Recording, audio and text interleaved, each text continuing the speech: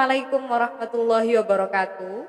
Halo sahabat Teras Langit dimanapun berada, berjumpa lagi dengan saya Armi Lailia dalam podcast inspiratif. Kali ini saya excited banget karena di sebelah saya sudah ada ibu-ibu cantik begitu ya, perempuan yang sangat menginspirasi, terutama di Kabupaten Pasuruan. Kalau boleh kita kasih clue, beliau ini adalah satu-satunya camat perempuan hari ini di Kabupaten Pasuruan. Siapa lagi kalau bukan camat Prigen. Ya, selamat malam Ibu Tri Krisni Astuti. Selamat malam Mbak. Sehat Assalamualaikum Bu? warahmatullahi wabarakatuh. Waalaikumsalam. Hari ini adalah hari pertama saya ketemu sama panjenengan.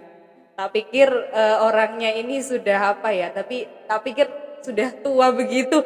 Ternyata masih cantik sekali, saya minder jadinya ini. Padahal udah setengah abad lebih loh Mbak. Loh beneran tadi tak pikir usianya baru 30, paling tua ya 40 gitu. Makanya saya sungkan mau nanya usia, ternyata sudah setengah abad ya ibunya lebih bilang. malah. Gak apa-apa, usia tidak bisa menjadi tolak ukur kecantikan ya Bu ya. Boleh. Inner beauty itu yang bikin ibunya kelihatan cantik. Oke, jadi sahabat Teras Langit, hari ini kita akan ngobrol tentang perempuan, tentang kesetaraan gender, tentang emansipasi wanita, dan beliau ini salah satu narasumber yang saya rasa cukup menginspirasi untuk kita semua. Bukan salah satu sih, satu-satunya camat malah, yang satu-satunya camat di Kabupaten Pasuruan, satu-satunya camat perempuan yang sangat menginspirasi. Sudah berapa tahun Bu di Kecamatan Prigen? 2 tahun lebih 3 bulan. Berarti di tengah-tengah pandemi bukan? Di awal. Tepat. Jadi julukannya tuh camat COVID. Gitu ya? Yes. Sebelum jadi camat bertugas di mana? Saya di Dinas Kominfo Kabupaten Pasuruan, Kepala Bidang Komunikasi Publik. Oke, setelah itu ditugasi di sini. Ditugasi di sini. Tapi sebelumnya saya juga pernah di kewilayahan juga. Oke. Jabatan awal saya itu yang promosi banget itu menjadi carik. Carik di Kelurahan Pecalukan, jadi sebutannya Sekel Pecalukan. Kemudian baru lurah. Setelah itu sempat sekcam juga sebentar, tapi tidak dicamatkan. Tetapi kemudian masuk ke Dinas Pendidikan. Habis Dinas Pendidikan Kominfo baru kemudian Camat Prigen. Gimana rasanya jadi ibunya orang Prigen? Nano. Asik. Jadi karena saya basicnya kan ilmu komunikasi ya. Saya dari FISIP UNER bidang studi Luar biasa. komunikasi, ilmu komunikasi, sehingga saya pikir komunikasi itu bisa diterapkan di mana saja sih Mbak. Jadi kita mulai dari bangun tidur sampai mau tidur lagi itu kan berkomunikasi. Jadi nggak harus komunikasi itu maksudnya di broadcast kayak gini juga nggak juga gitu kan. Tapi karena basic saya komunikasi, makanya insya Allah kalau saya ditempatkan dimanapun ya nyantai aja. Dari cara kita tadi saya ngobrol sama ibu sebelum kita take ini ya, saya kayak oh iya kayaknya ibunya juga kalau dibilang tadi backgroundnya komunikasi pantas. Alhamdulillah. Karena public speakingnya bagus dan luar biasa. Insya Allah. Hari ini saya ingin banyak menimba ilmu dari Ibu Camat Prigen ini biar teman-teman sahabat Teras Langit juga nanti dapat inspirasi. Utamanya adalah perempuan-perempuan yang hari ini merasa insecure gitu loh dengan dirinya, butuh sosok-sosok yang memberikan motivasi dan inspirasi seperti beliau. Semoga saya bisa ya menginspirasi. Bisa dong. Ya, baiklah. Oke. Jadi kalau perempuan ini kan Bu ya, punya pilihan antara menjadi jadi ibu rumah tangga atau jadi wanita karir. Dan hari ini ibu memilih untuk menjadi wanita karir itu.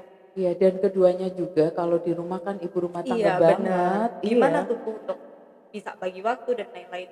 Iya, yang utama adalah ketika saya ditempatkan dimanapun, saya selalu berdiskusi. Yang pertama meminta restu dulu ke suami. Ya. Kemudian berdiskusi dengan keluarga.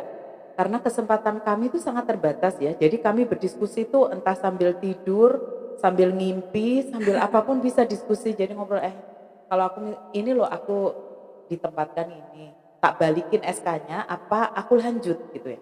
Karena konsekuensinya akan seperti ini, ini. Tapi aku janji tidak akan lupain bahwa kodratku adalah sebagai istri, sebagai ibu rumah tangga banget. Jadi kalau mungkin Mbak berkunjung ke rumah saya nggak melihat Putri Krisni kayak gini, ya samalah daster ria gitu bahkan Sama itu ya, sama. ibu-ibu berdaster gitu. Iya, itu pakaian kebesaran, iya Benar. dan tiada Ternyaman hari ya. tanpa daster. Kalau boleh kerja sama pakai daster, saya pasti gunakan daster. Karena daster itu paling comfort ya untuk Yes, perempuan. isis Mbak. Oke. Ada berapa putra-putri, Bu? Sebenarnya dua, tapi kemudian yang satu dipanggil Allah. Sehingga tinggal satu aja, putra yang sekarang masih semester 7 di Fakultas Hukum Universitas Gadjah Mada Jogja. Luar biasa. Jadi anak tunggal ya sekarang. Anak tunggal, iya. Kalau suami? Gitu.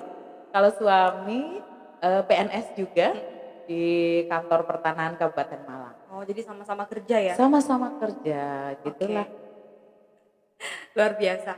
Jadi tadi saya sempat ini ibunya jam segini masih bisa kerja ketemu saya. Gimana nih izin sama suami? Pernah nggak dalam perjalanan karir suami mempermasalahkan atau yang namanya rumah tangga ya? Iya. Misalkan yang satu pengen jenengan stay di rumah atau gimana gitu. Pernah nggak Bu dalam perjalanan karir? Sejauh ini kok tidak pernah Tidak ya. pernah ya. Apa saya ini terlalu diumbar gitu atau diikhlaskan ya? Saya juga bingung. Jadi karena tadi saya sampaikan setiap kali saya menduduki jabatan saya selalu diskusi dengan suami. Saya sampaikan konsekuensinya selalu seperti ini. Ketika saya di Dinas Kominfo sekalipun, karena saya juga menangani seni pertunjukan rakyat, jadi kalau keseniannya lagi main nggak mungkin saya tinggalin dong. Betul. Karena kami juga bikin laporan sebagai pertanggungjawaban dari apa yang sudah kami laksanakan. Sehingga ini juga butuh waktu, paling pulang itu udah jelang pagi, itu juga pernah dan itu biasa. Yang utama seger waras we, Mbak. Dan suami selalu support. Support. Anak support, semuanya support.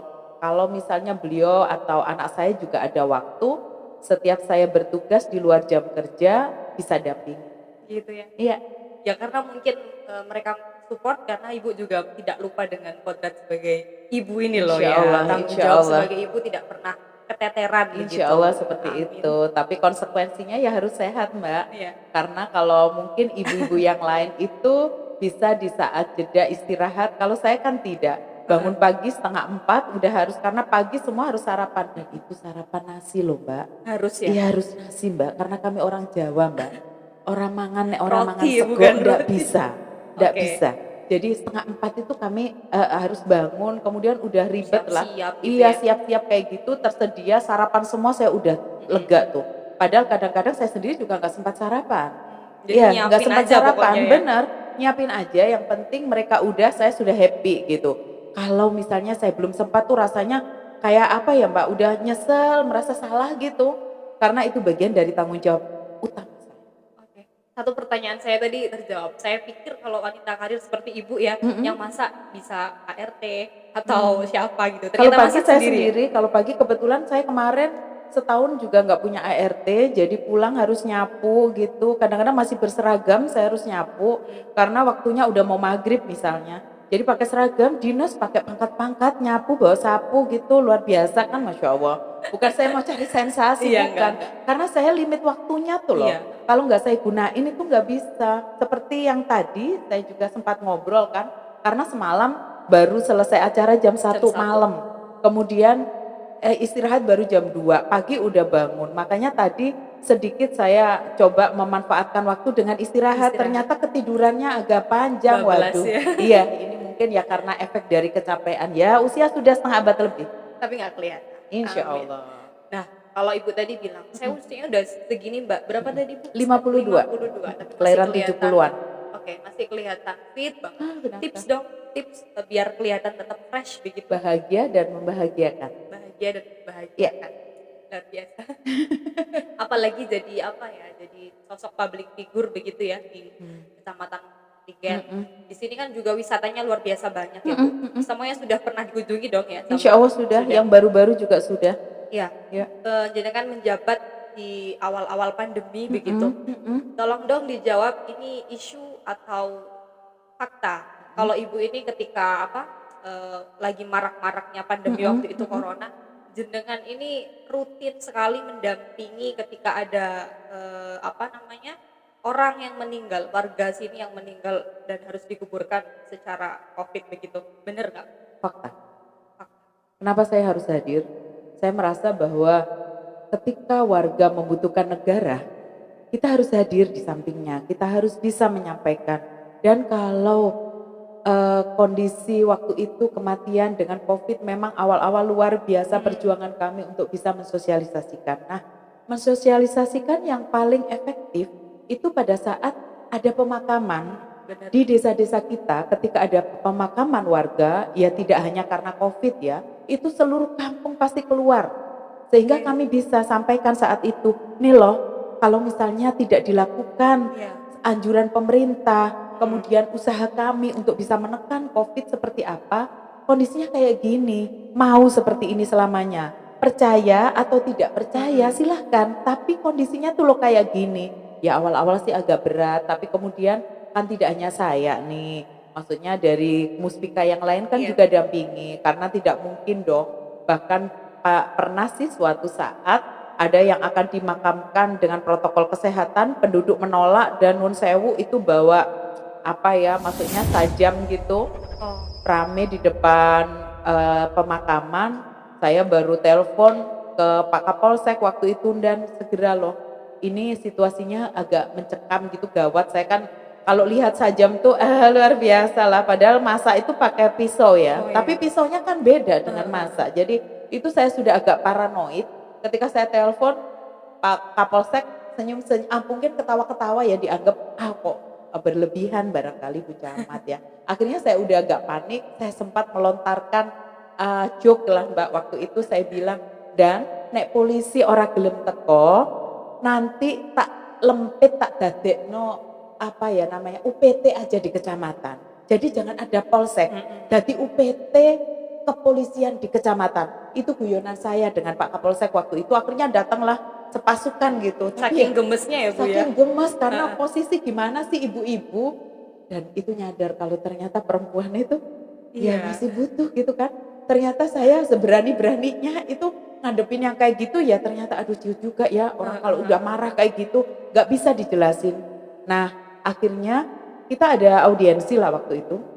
Beberapa dari pimpinan-pimpinan mereka bersama tokoh masyarakat dan kades itu ya kita ngobrol-ngobrol lah gitu. Sesudahnya polisi datang mengamankan, alhamdulillah ada pencerahan dari pihak keluarga kepada mereka. Kalau kita ngomong kan kesannya maaf kita berseberangan dengan mereka, tapi kalau pihak keluarga yang akan dimakamkan ikhlas, itu mereka lebih apa sih bisa menerima. Akhirnya bisa dimakamkan dan belum pernah sih dalam pemakaman kemudian ada penolakan, kemudian apa sampai heboh-heboh gitu seperti di daerah lain belum pernah ada.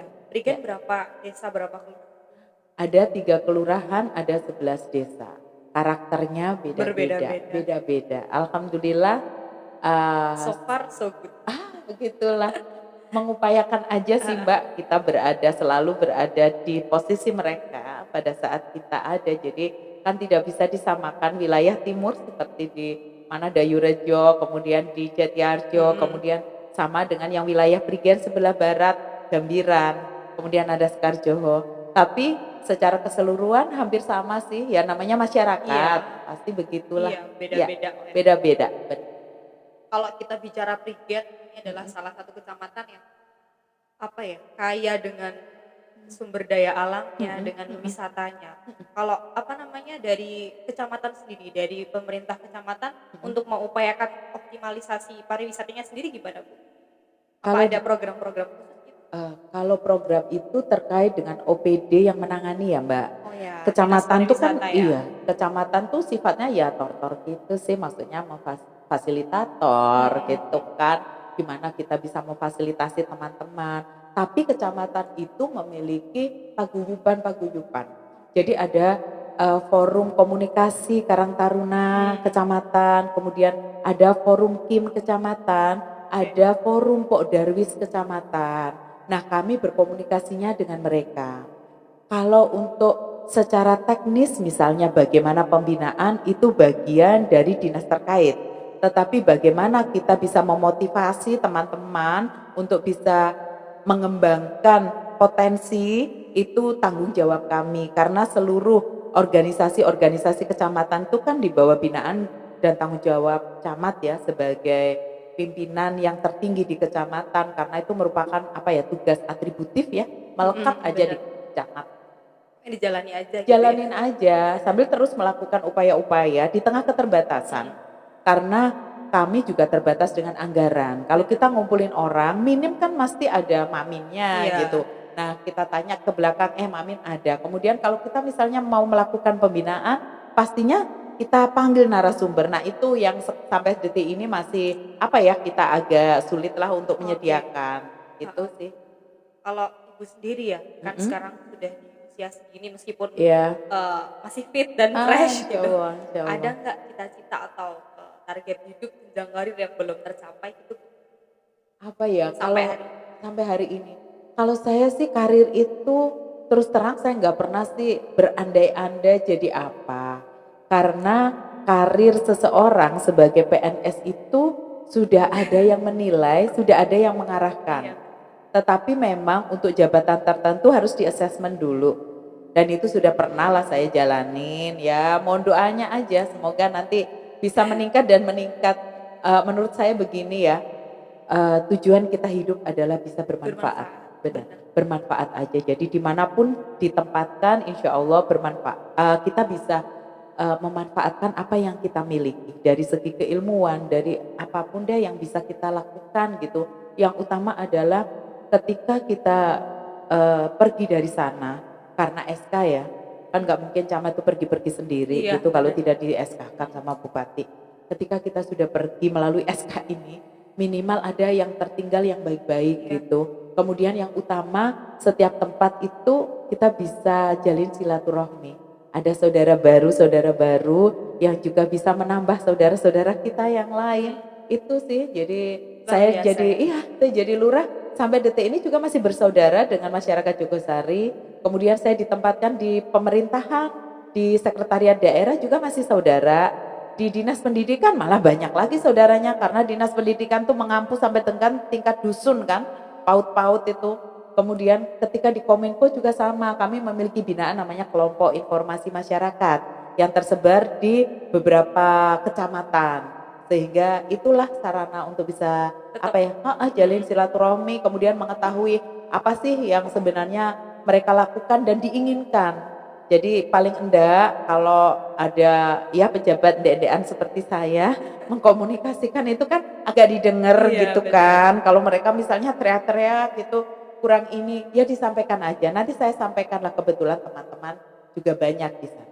Dan katanya kalau ibu dapat undangan dari warga Berigen selalu menyempatkan diri untuk datang ya, Insya Allah selama bisa.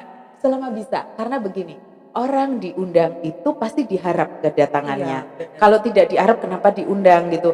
Jadi saya upayakan tidak pernah saya wakilkan. Yang pertama karena siapa yang makilin gitu. Enggak, maksudnya kami terbatas ya SDM yang ada di kecamatan ini dan mereka dari pagi sampai sore itu udah kita peras saja untuk bikin konsep, untuk jalan ke sana kemari. Masa undangan juga dibebankan ke mereka gitu kan, dan kebetulan staf kecamatan Prigen itu tidak melulu orang Prigen ya. Rata-rata juga dari luar Prigen, sehingga ya. kalau misalnya butuh yang sampai malam-malam kasihan kan, mendingan saya aja yang tackling gitu. Itulah. Luar biasa. Jadi Insya Allah. semaksimal mungkin memenuhi undangan. Insya Allah, insya Allah. Perempuan ini kan cenderung moody nggak Bu? Iya kan? Kalau saya sih, ya. Iya. Pernah nggak gitu kayak Pas PMS ngerasa, gitu iya ya. bener, ngerasa kayak capek, jenuh, bosen sama semua rutinitas gitu? Sama saja ya, sama saja, cuman karena mungkin usia saya sudah lebih dari setengah abad ya, jadi kadang-kadang memanage itu juga perlu kan. Oke. Ya makanya sepanjang hidup kan saya belajar untuk memanage itu gitu. Ya pernah Emosi. kepancing-pancing juga pernah, tapi kalau perempuan itu memang kita bisa ngelepasin itu pakai tangisan. Tapi sebaiknya nangisnya juga nggak di hadapan banyak orang gitu, paling yang terlihat Iya. kok jadi agak lembab-lembab gitu. Lembab Capek ya gitu kayak ya. gitu, itu juga pernah. Jadi tekanan-tekanan emosional itu bisa, tapi bagaimana kita bisa memanagenya gitu sehingga tetap terlihat fresh meskipun sebenarnya ini yang di dalam nggak karu-karuan nih, tapi Benar. kita manage aja. Jadi pada situasi tertentu ketika beban itu ada, letakkan aja beban itu duluan, kita ilangin sebentar. Nah itu kan butuh ini ya, butuh pembelajaran. Dan saya belajarnya ini seumur hidup loh yang model kayak gitu. Benar, karena semua orang ditakdirkan dengan bermacam-macam karakter ya, termasuk saya. Saya meledak-ledak mungkin ya, kadang-kadang meledak-ledak juga, tapi meledaknya yang bagusan aja deh. Kayak kembang api cus, tapi ada keindahan gitu. Kalau hobi Bu, kalau saya hobinya ini baca novel. Kalau Ibu? Sama, tapi saya hobinya macam-macam sih ya. Dari kecil saya tuh memang karena keluarga semua cowok, jadi orang tua saya tuh menginginkan anaknya tuh jadi perempuan banget gitu kan. Jadi waktu saya kecil, waktu SD tuh dipaksa untuk bisa ikut menari Jawa. Kebetulan saya bertetangga dengan mantan Bupati Pasuruan waktu itu, Pak Mulyono Harjo Martoyo nih memiliki putri yang juga butuh teman gitu. Jadi setiap Rabu sama Sabtu kalau nggak salah kita ada latihan nari. Ya nari anak-anak lah kayak bondan, gambyong kayak gitu. Tapi zaman dulu memang tarian itu asalnya dari Jawa Tengah ya Mbak. Jadi kita ikutin aja tarian itu. Ya tetap bikin nggak jadi cewek banget gitu. Temenannya sama cowok, mainnya bola, main kayak gitulah sampai hampir kelinyut aliran sungai juga pernah. Jadi karena saking nggak tahu nih ya udah kayak cowok aja mungkin. Kalau waktu itu 5 menit aja saya nggak lahir, kata ibu saya udah jadi cowok kamu gitu. Iya, sampai gitunya. Tomboy banget deh. Ya, tomboy. Kemudian waktu SD kebetulan teman-teman tuh ngikut nari di Taman Candrawilwatikta waktu itu. Saya ikutan, tapi tetap kaku, nggak bisa nari bagus kayak teman saya yang benar-benar gitu ya. Sehingga ibu saya dengan upayanya gitu, pokoknya nari terus, nari terus. Nah, akhirnya karena dipaksa kemudian jadi seneng deh. Senengnya itu kalau habis nari kita suka ditanggap nih Mbak. Kalau ditanggap tuh dapat uang saku. Nah itu menyenangkan Jadi kan untuk motivasi anak-anak, ya? motivasi. Kemudian akhirnya bisa mengikuti porseni-porseni, festival-festival tari. Dan itu terjadi sampai saya kuliah. Jadi saya di Universitas Airlangga itu ikut di UKTK, unit kegiatan tari dan kerawitan. Dan di sana itu seringkali kita itu festival-festival. Jadi kalau prosentase antara kuliah dengan nari itu 50-50. Kalau sekarang lebih sering apa? Nyanyi ya?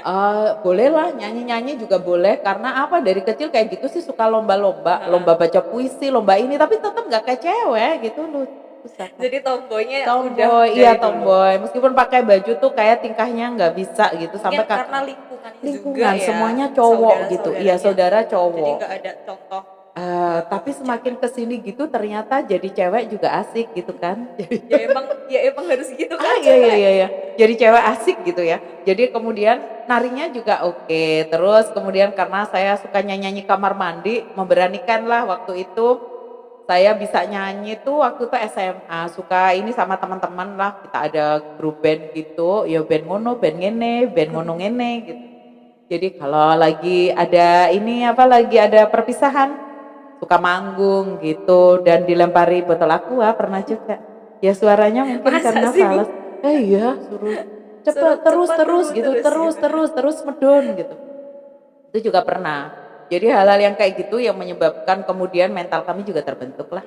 Kayaknya dari situ nari juga pernah sampai yang kedodoran jarinya atau itu bagian dari pembelajaran menurut saya. Jadi ketika saya melihat orang tua putra putrinya manggung atau pentas dan melihat bahwa ada sesuatu yang kurang terus heboh, saya pasti ikutan marah gitu loh. Maksud saya biarin aja, anak-anak itu butuh kekuatan, kekuatan. Dia biar salah di panggung, disorakin orang, itu bagian dari pembelajaran yang menguatkan mental mereka. Mungkin kalau saya tidak mengalami hal itu, barangkali nggak bisa camat prigen kali. Gitu ya. Mungkin. Ya, seiring waktu kemudian nyanyi, nari, oke lah. Jadi kalau misalnya saya di dinas pendidikan tuh justru bisa mengeksplor apa yang saya milikin gitu. Jadi dengan anak-anak bisa nari, bisa nyanyi. Setiap kali hari anak nasional itu saya pasti nari. Kebetulan kasih saya juga penari juga, laki-laki suka nari. Jadi kita nari bareng. Ketika saya di dinas kominfo juga sama. Kita memiliki kegiatan tuh namanya lomba cerdik cermat komunikatif. LCCK tingkat provinsi Jatim. Setiap jeda itu selalu ada perturannya yang kemudian mereka bisa ngiringin kita untuk nari jamaah gitu. Ya bisa lah, masih bisa dilakukan, ya just for fun aja sih. Ya enggak lagi seperti dulu. Saya nari juga nggak minta bayaran. Kalau hari ini Bu untuk healing kan dari kesibukan yang luar biasa ya. Pilihan healingnya kemana? atau di mana atau ngapain gitu? Pilihan healingnya itu bersama keluarga. Karena kami hanya Quality time bertiga. ya Iya. sama keluarga. Karena sehari-hari kami sama-sama nggak ketemu ya. Kebetulan kemarin anak nih masih online kan, Online, ya iya jadi benar. masih pulang. Setelah ini offline. Nah ini Balik mungkin Jogja. iya jadi hanya berdua lagi nih sama suami. Tapi ya itu kesempatan healingnya ya kesempatan pas ada waktu.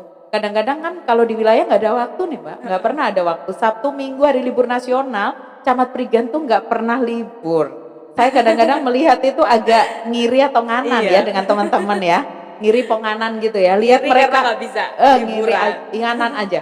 Jadi kemudian mereka lagi posting-posting tuh aduh kemana dengan keluarga gitu rasanya ya gimana tapi ini Pingin kan nih, tugas. gitu ya. Ya pingin tapi ini kan tugas. Kebetulan lokasi kita ini tempat ini ya ketika COVID boleh membuka diri sedikit waktu COVID-nya udah landai itu kan tempat wisata boleh buka. Iya. Padahal camat itu kasatgas gitu kan.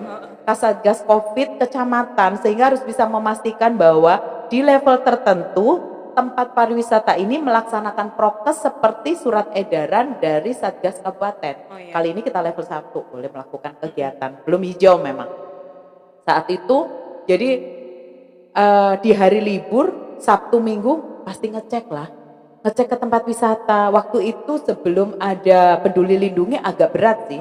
Tapi ketika Peduli Lindungi sudah mulai diberlakukan, mereka sudah memiliki akses sehingga kami bisa ngecek, oh berarti wes 75% gitu, kamu nggak boleh lagi masukin orang. Iya. Itu agak melonggarkan terus terang. Kemudian assessment setiap tempat. Dan ini dilakukan kebanyakan memang di Prigen. Iya, karena pariwisatanya Pariwisatanya banyak. banyak, kopian-kopian merajalela. Jadi Benar. iya, jadi kerumunan orang kan selalu ada. Iya, Makanya Prigen itu sih jadi yang destinasi wisata Iya. kan di kabupaten. Bahkan kadang tuh misalnya sehari ini hari Minggu aja kita ada waktu berapa jam pasti saya upayakan pergi bertiga ke suatu tempat bisa Prigen atau luar Prigen hanya untuk sekedar makan aja biar pernah makan bareng gitu Iya, kan. bertiga Bertiga gitu ya. aja ya. Kalau misalnya anaknya nggak ada ya berdua Berdua saja. Iya berdua saja. Ya gitulah. Iya, Tapi so far sih saya menikmati. Bu. menikmati aja karena kan masih belum pensiun nih Mbak. Benar. Nanti kalau pensiun kan biar ceritanya panjang gitu. Kurang sedikit ya Bu ya. Masih kurang kalau saya di posisi ini masih kurang 6 6 tahun. tahun. Iya. Kalau posisi lanjutan kurang 8 tahun. tahun. Iya, jadi ya dinikmatin aja karena saya pikir tidak semua orang memiliki kesempatan yang Benar. sama dengan saya dan saya harus bisa manfaatin kesempatan itu semaksimal mungkin bisa menjadi berkah. Iya, jadi selama kita diberikan kesempatan, diberikan anugerah dalam bentuk apapun kita Iya, manfaatkan.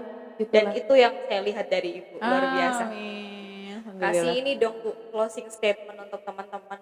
Kasih motivasi dan inspirasi untuk kita gimana jadi perempuan yang inspiratif, jadi perempuan yang bermanfaat untuk semua orang. Oke. Terima kasih. Jadi kita dilahirkan itu tidak pernah bisa memilih ya. Tidak pernah bisa memilih mau jenis kelamin apa, dari siapa. Tetapi ketika kita diberi anugerah menjadi perempuan, itu luar biasa. Karena apa?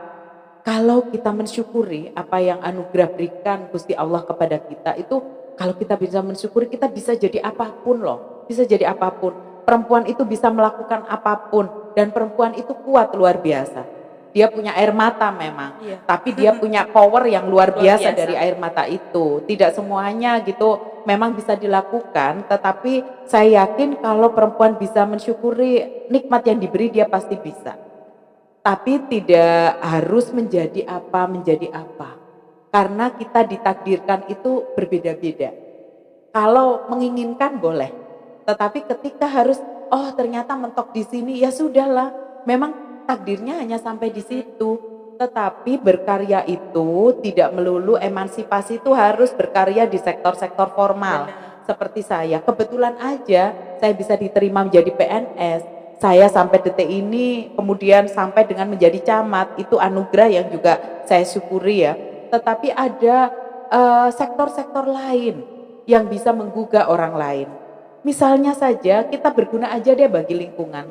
Kalau kita melihat tetangga kita ternyata ada kurangnya di bidang A, oke lah kita bisa support di sana. Makanya bagi saya pendidikan itu amat sangat penting. Dan itu syarat mutlak untuk perempuan itu bisa berdaya di masa depannya. Jadi Jadi kenapa? kuncinya pendidikan. Pendidikan apapun itu sangat penting, terutama pendidikan keluarga. Kalau sudah dikuatkan norma-norma keluarga kepada perempuan, insya Allah anak-anak perempuan keluar dari rumah itu tetap, Mbak. Saya dulu pernah dicurigai dulu juga karena saya suka nari waktu festival-festival tuh pulangnya mesti jam 3 Malam gitu pagi. Dan itu bersama dengan cowok-cowok ya, kakak-kakak kelas saya yang waktu masih di UNER. Itu juga jadi bahan pergunjingan pertamanya. Tapi saya bisa membuktikan bahwa saya baik-baik saja. Dan bisa menjaga diri. Menjaga gitu ya. diri. Menjaga kehormatan keluarga, menjaga kehormatan perempuan itu mutlak. Nah itu pendidikannya dari keluarga. Ketika keluarga sudah mapan, bisa melaksanakan norma-normanya udah jalan di sana, insya Allah orang tua pun itu ketika anaknya keluar juga nggak was-was. Iya. Dan itu juga saya lakukan ke anak saya, meskipun sekarang kondisinya kita bisa saja ngecek mereka kan, Iya. tetapi kita berilah anak-anak itu untuk apa ya, kebebasan, keleluasaan mereka bergaul juga. Jadi nggak boleh pilih-pilih sih menurut saya. Teman juga nggak boleh pilih-pilih, tetapi kalau memang membahayakan untuk diri kita ya kita hindari ya, jadi jangan gitu. Kemudian ini tadi kalau misalnya bisa berdaya di lingkungannya, saat ini kita ini kan darurat juga terkait pernikahan dini, stunting dan sebagainya. Nah harapan saya sih untuk anak-anak muda yang sudah memiliki pendidikan, norma keluarga yang baik, kemudian bisa mengamalkan ilmu, ayolah kita bisa mengedukasi bahwa perempuan itu endingnya bukan hanya menikah, memiliki anak, kemudian berbakti kepada suami. Bukan hanya itu, tetapi banyak hal. Saat ini undang-undang pernikahan itu sudah berubah. Tidak lagi usia 17 loh untuk perempuan, 19 dan bahkan di undang-undang itu 21. Ya. Ada perbedaan antara Kementerian Agama dan juga dari undang-undang tentang pelindungan anak. Jadi kalau sudah 21 itu kan istilahnya matunya udah lah ya. Mateng ya Bu ya. Kalau misalnya masih muda, makanya menghasilkan generasi-generasi lanjutannya juga tidak jauh berbeda dengan ibunya. Benar. Harapan kita di bonus demografi Indonesia itu kan harus ada anak-anak yang lebih baik dari kita gitu loh. Makanya kalau sekarang saya melihat anak muda seperti penjenengan semua ini memiliki karya gitu kan. Nah ini kan juga bisa digunakan untuk mengedukasi masyarakat yang masih pemahaman terkait perempuan itu seperti apa. Jadi ayo berdaya, anak muda juga bisa, apalagi anak muda perempuan itu juga bisa membuat masyarakat menjadi luar biasa. Iya. Karena perempuan itu sebenarnya satu perempuan akan menghasilkan satu generasi begitu ya Bu. Benar. Semua kuncinya di perempuan. Iya dan harus kuat gitu loh. Karena ke depan ini tantangan kita lebih banyak dan lebih banyak lagi berbeda dengan saya dulu. Iya, jadi kalau misalnya tidak kuat secara mental, anak-anak itu jadi nanti rapuhnya kan di sana. Karena sekarang itu semua dimudahkan kan Mbak. Tidak seperti saya dulu. Kalau kita mau mandi pakai nimba, saya nimba loh Mbak dulu. Iya makanya kuat gitu kan. Jadi kalau sekarang semua tinggal pencet atau tinggal bilang. Makanya nanti ke depannya itu bagaimana kita bisa membuat mental dari generasi lanjutan itu lebih kuat dari kita. Karena tantangannya luar biasa. Itu kalau misalnya mentalnya tidak bagus, menghadapi sedikit aja ujian pasti nanti bisa tepar. Nah itu jangan sampai terjadi. Makanya dari kita sendiri sih, kita nggak usah orang lain. Kalau kita bisa menunjukkan bahwa kita, oh iya sih, meskipun perempuan loh camatnya nggak kalah gitu dengan camat laki-laki.